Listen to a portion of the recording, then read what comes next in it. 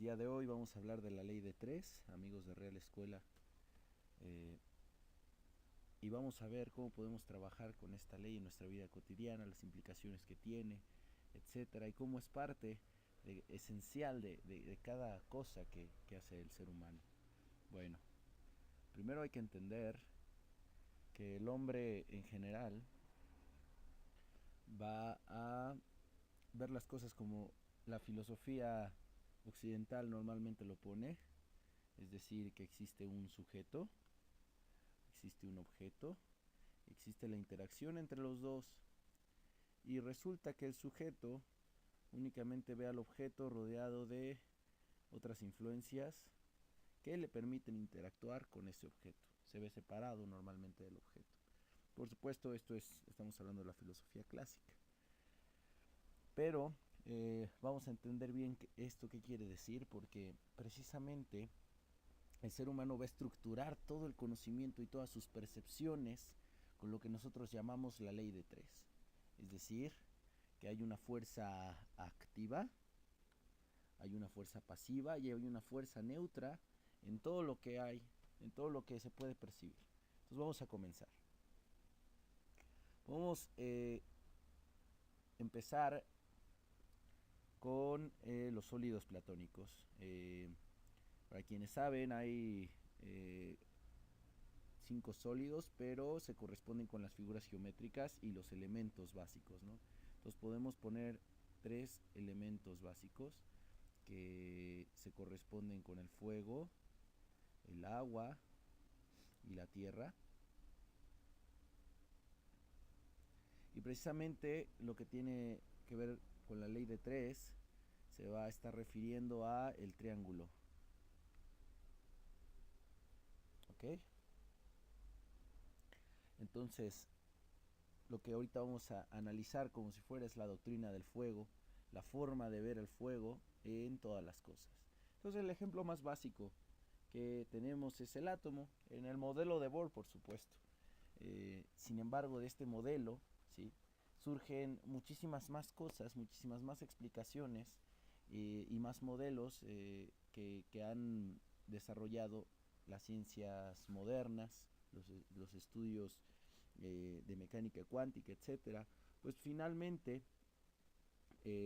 aunque lo usan tal vez para negarlo, pero finalmente todo se basa en el modelo básico de Bohr, que consiste en que en el núcleo hay neutrones, hay protones y alrededor hay electrones. ¿Okay? Entonces aquí tenemos 3 fuerzas. Tenemos una fuerza pasiva, ¿sí?, tenemos una fuerza activa y tenemos una fuerza neutra. Ahora pareciera ser que esto pues es raro de encontrar, pero en realidad todas las cosas funcionan así. Podemos hablar, por ejemplo, de que hay sexo masculino, sexo femenino y finalmente de la conjunción de los dos pueden hacer un bebé. Y bueno, en diversas tradiciones podemos ver cómo interactúan estos triángulos, ¿verdad? Aquí tenemos, por ejemplo, el Etz Haim y podemos observar cómo hay varios de estos triángulos aquí en Chabad. Después las 7 emociones, que ahorita no vamos a hablar de ellas, pero finalmente estarán representando siempre esta misma estructura. Ahora, hay que entender qué queremos decir con activo. Con activo nos estaremos refiriendo a una fuerza expansiva, ¿sí? ¿Sí? Entonces, en algunas tradiciones esto se menciona como la fuerza masculina, ¿sí? Y después tenemos en el lado pasivo la fuerza receptiva. Esto en Hasidut, por ejemplo, se le conoce como Mashpia y Mekabel, el dador y la receptora. Y finalmente tenemos una fuerza neutra. Entonces, si recuerdan el ejemplo del hombre y el libro, tenemos a un hombre y tenemos al libro. El hombre tomó el libro. Sin embargo, es la luz. Vamos a regresar a ese ejemplo. Es la luz de la habitación, es que el hombre tenga salud visual, ¿sí? Es que en ese momento no esté temblando, no se esté destruyendo el edificio donde está aprendiendo el hombre, que en ese momento el hombre esté en capacidad de leer el libro. Todo eso tiene que ver con la fuerza neutra, porque permite interactuar al sujeto y al objeto, a la fuerza activa y a la pasiva, que en este caso pueden fungir ambas, de acuerdo a donde yo me pare, puede fungir como activa o como pasiva. Por ejemplo, en el caso del libro, pudiera ser una fuerza activa. ¿Por qué? Porque el libro está dando conocimiento al hombre. Por lo tanto, el libro actúa como expansivo, ¿sí? Y el hombre como receptor. Pero el hombre también puede estar escribiendo al libro.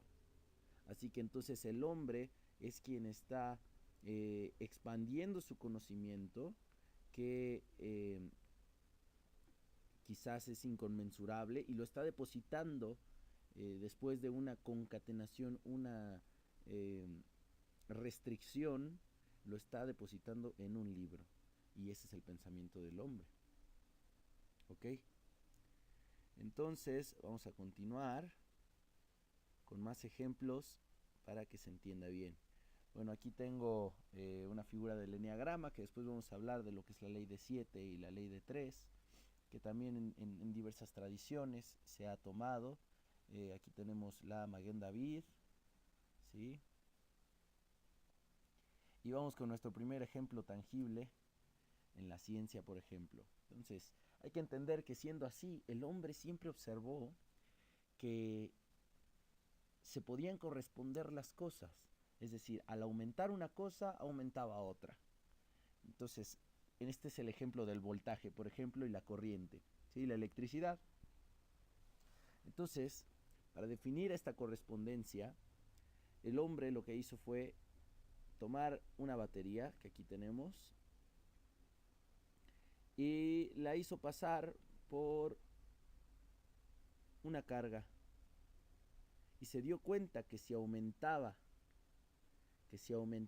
el voltaje de la batería de una u otra forma, aumentaba la corriente.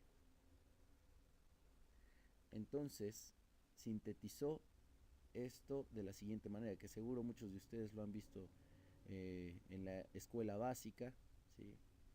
El voltaje es directamente proporcional a la corriente. ¿Ok? Y esto lo vamos a ver en toda la ciencia, en realidad de la ciencia básica, ¿no? De la ciencia geométrica, yo le llamaría. Porque se basa toda en triángulos, se basa en lo que le llaman sistemas lineales, ¿sí? Y hay una correspondencia entre el voltaje y la corriente.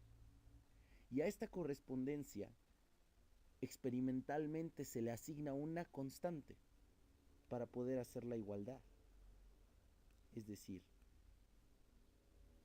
que yo voy a tener voltaje igual a corriente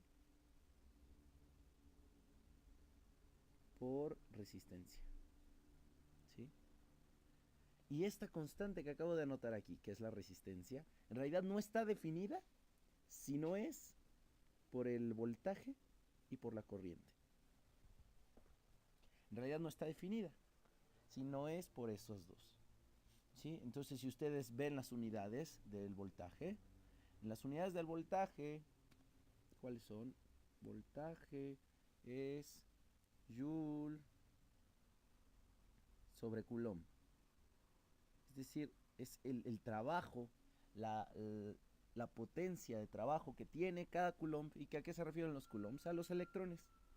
Sabemos que hay una correspondencia entre la unidad de Coulomb, entre no sé cuántos electrones, se las debo el dato, pero hay una correspondencia y es el trabajo que tiene. Después, la corriente es la cantidad de coulombs que pasan por segundo, como si fuera en un cable.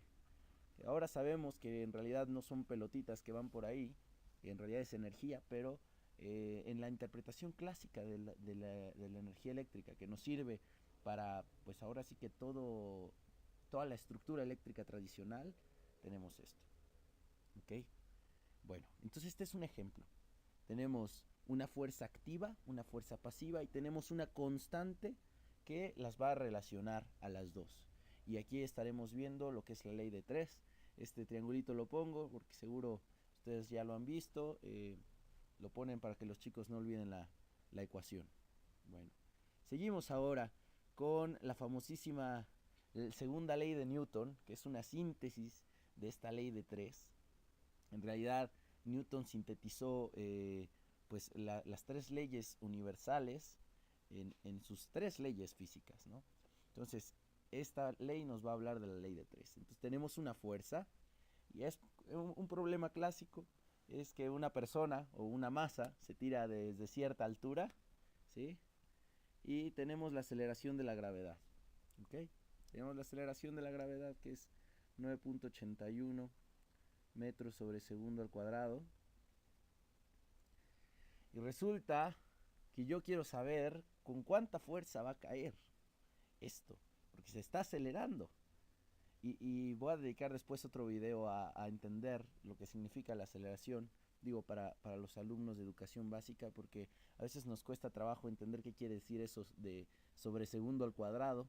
No nos podemos imaginar los segundos cuadrados, ¿verdad? Es muy, muy extraño, pero ahorita no es el momento. Lo que sabemos es que un cuerpo finalmente va hacia la Tierra y va a impactar la Tierra con cierta fuerza, ¿sí? Queremos saber si la sandía va a explotar en pedazos, y con cuánta fuerza sería equivalente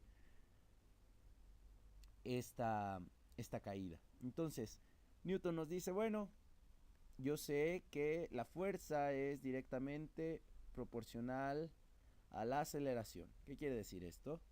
Que si yo puedo medir, que si yo puedo medir a cuánta aceleración llevo, yo te puedo decir la fuerza con la que vas a caer o la fuerza con la que vas a impactar cierto objeto.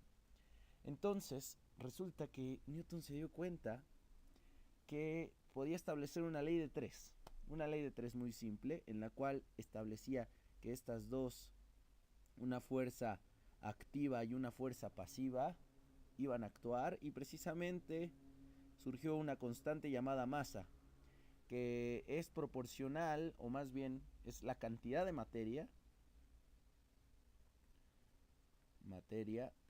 que tiene el objeto en movimiento, ¿sí? Y entonces finalmente ya podemos dibujar el triángulo, ¿no es así? Tenemos la fuerza, tenemos la aceleración y tenemos la masa, que es la que relaciona a las dos. La masa es constante, al menos para la física clásica es constante. Entonces esta no va a cambiar, esta es constante, así como habíamos dicho lo del libro hace un momento, o lo de la resistencia.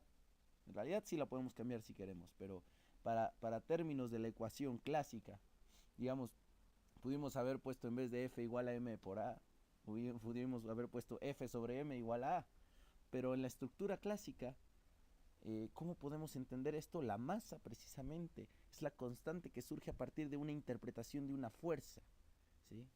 Y una aceleración, ¿ok?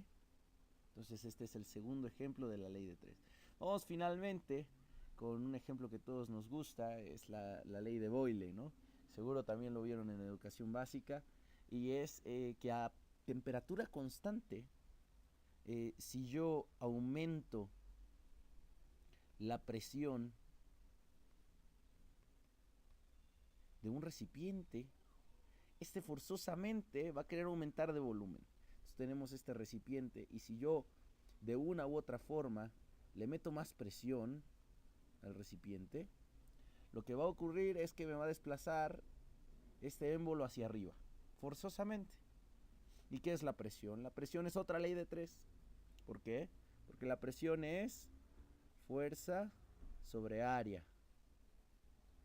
Y exactamente la presión es una definición de constante respecto a un área y una fuerza.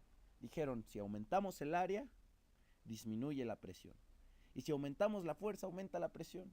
Entonces también precisamente se hizo un triángulo de otro triángulo. Entonces vamos a ver primero el triángulo de la presión. La presión es la definición constante, ¿sí? Es la fuerza neutra. Y tenemos la fuerza y tenemos el área. Y tenemos después el otro triángulo, que es la ley de Boyle-Mariotte, que es que tenemos otro triángulo y tenemos que es la presión y el volumen. Y ahora tenemos otra constante que llamamos K. Esto, por supuesto, temperatura constante. Significa que esto está dentro de otra constante. Entonces, de esta forma, vemos la concatenación de triángulos. Es decir, este triángulo de aquí está en realidad contenido en este de acá, ¿sí?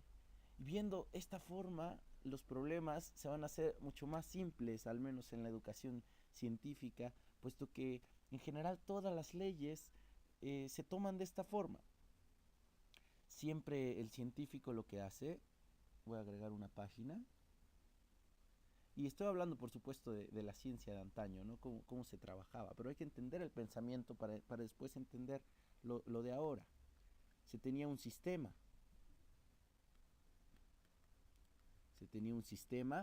y resulta que, por ejemplo, aquí, ¿no? Se aumentaba la presión y se tenía como consecuencia una medición de volumen. Entonces, el científico que aquí voy a dibujar,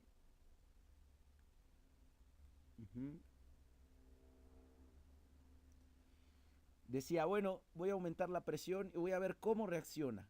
Voy a ver cómo reacciona. Entonces aumenta la presión y ve que también esto aumenta.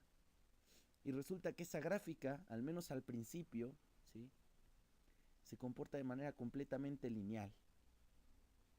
¿Sí? Completamente lineal. Es decir, si yo aumento la presión, voy a tener un aumento en el volumen. ¿Sí? Y esto es lo que determina los sistemas lineales. Y realmente, chicos, o quien me está escuchando del otro lado, realmente todo siempre se trata de ver de esta forma. Para quienes ya llevaron matemáticas de múltiples variables, van a ver que las derivadas parciales en realidad hacen esto. Siempre el ser humano quiere linealizar, porque no puede poner atención en dos cosas que están cambiando a la vez. Siempre es como fraccionar en parte por parte por parte y después la suma todas, ¿sí? Y esto precisamente ocurre en los sistemas lineales.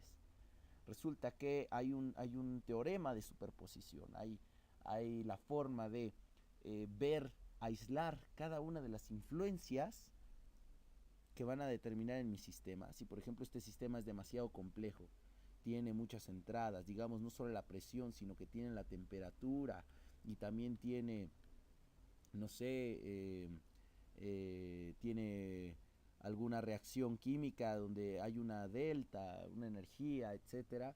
Entonces, yo puedo separar cada una de estas y al final voy a sumar, ¿sí?, este símbolo de sumatoria. Voy a sumar todas las influencias y entender cuál va a ser el resultado final, ¿sí? Esto es lo que tiene que ver con la ley de 3. Y voy a terminar con el concepto de función, porque también tiene que ver con esto. Entonces habíamos hablado de que tenemos siempre el triángulo y tenemos una fuerza activa, tenemos una fuerza pasiva y tenemos una fuerza neutra. Entonces, en estas fuerzas neutras, en las fuerzas pasivas, vamos a ver cómo se corresponde esto con una función. Y en realidad, toda la ciencia básica siempre quiere representar las cosas gráficamente, así que lo que hacemos es asociar funciones como la exponencial, el seno, para por ejemplo, las cosas que oscilan en la naturaleza hasta equilibrarse, ¿no? Las cosas que tienen un comportamiento exponencial, como la temperatura, en la cual usamos la exponencial, el seno, todas estas son funciones, ¿sí? Entonces, ¿Qué está implícito en una función? Bueno, pues resulta que representamos con esta notación las funciones. Y ahora va a quedar mucho más claro, porque esta x que acabo de poner aquí, quiero que por un momento se imaginen, y esto se usa mucho en el lenguaje matricial, y lo que voy a decir a lo mejor es una barbaridad para algunos, pero esto es como si fuera el hijo dentro de una matriz, ¿ok? Y la función es esa matriz, y lo que van a hacer es la consecuencia de esto, ¿sí? Es la consecuencia de la evaluación. Entonces podemos tener esto de aquí. F de x igual a x cuadrada. Entonces, si nosotros graficamos esto, el concepto de función, con lo que acabamos de ver de la ley de tres y cómo el ser humano siempre intenta ver de esta forma las cosas, es la siguiente figura. Es una parábola. Entonces resulta que yo tengo una entrada, tengo un elemento activo. Este elemento activo le llaman la variable independiente. Esta variable independiente es la que va a dar. Es mi mashpia, es mi dador. Es quien funge como hombre en esta operación. ¿Por qué como hombre? Porque el hombre aporta el esperma. Y posteriormente de este lado tenemos f de x. ¿Quién es f de x? F de x es la mecabel.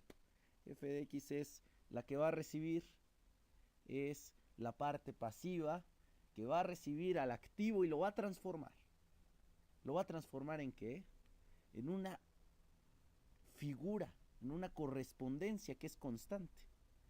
Resulta que entonces cuando se unen estas dos, se va a obtener una tercera fuerza que va a fungir como constante. Es decir, nosotros interpretamos, ¿sí? Por ejemplo, aquí tengo un 2. Y si yo lo meto a la ecuación, me va, disculpen por mi dibujo que es a lo mejor muy, bueno, no es tan proporcional como se quisiera. Pero 2, si yo meto un 2 del x, entra a la matriz de la función que es mi mecabel y me va a dar como consecuencia un 4. Un 4. Y si yo lo hago con una infinita sucesión de puntos, por ejemplo, si yo meto un 4, me va a dar un 16. ¿Sí? Si yo lo hago con infinidad de puntos, resulta que pudiera yo conocer esta ley neutra, esta parte neutra del triángulo. ¿Sí? Entonces tengo la x como fuerza activa, tengo f de x y tengo la correspondencia, que es x cuadrada, que es en realidad la fuerza neutra, es la que va a estar permitiendo que interactúen los dos. Es la que va a estar simbolizando esa serie de infinidad de puntos que es inconmensurable, es imposible que alguien haga todos los puntos de x cuadrada, pero seguro que entendemos que es una parábola, seguro que sí. Y bueno, espero que les haya gustado este tutorial. Y nos veremos la próxima. Vamos a ver lo que es la ley de octava y vamos a ver un poco de correspondencia con lo que es el proceso de Stalshelut. Y bueno, nos veremos pronto, amigos. Muchas gracias. Si les gustó, no olviden suscribirse a este canal y estoy abierto a sugerencias ya que este es mi primer video tutorial. Nos vemos. Cuídense.